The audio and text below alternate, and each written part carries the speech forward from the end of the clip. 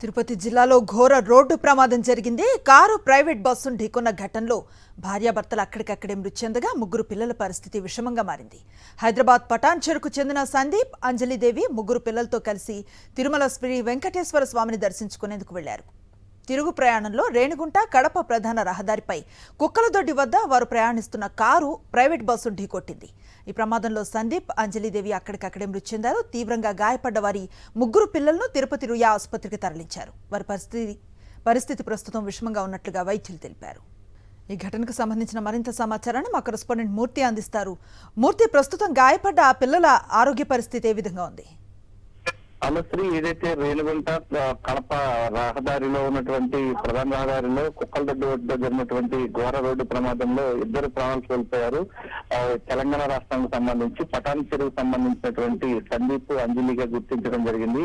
ఈ నేపథ్యంలోనే ప్రమాదంలో మరో ముగ్గురు చిన్నారులు, అదే వాహనంలో ఉన్నటువంటి వారి పిల్లలు ముగ్గురు కూడా తీవ్ర గాయాలతో ప్రాణాపాయ స్థితిలో ప్రస్తుతం తిరుపతి హాస్పిటల్ చికిత్స పొందుతూ ఉన్నారు. తిరుమల శ్రీవారి దర్శనం ముగించుకుని వారు తిరుగు ప్రయాణం అవుతూ ఉండగా కుక్కలదొడ్డి వద్ద ఈ యొక్క ఘోర రోడ్డు ప్రమాదం జరిగింది. ఒక ప్రైవేట్ ట్రావెల్ బస్సు స్పీడ్ గా గుద్దడంతో ఈ యొక్క ప్రమాదం చోటు చేసుకున్నట్టుగా తెలుస్తోంది. స్థానికంగా రేణిగుంట పోలీసులు సంఘటన ప్రాంతం చేరుకుని క్షతగాత్రులను హాస్పిటల్ తరలించారు. ఎవరిద్దరు కూడా చనిపోయినటువంటి డెడ్ బాడీలను తిరుపతి హాస్పిటల్ తరలించారు. Right, thank you Murthy.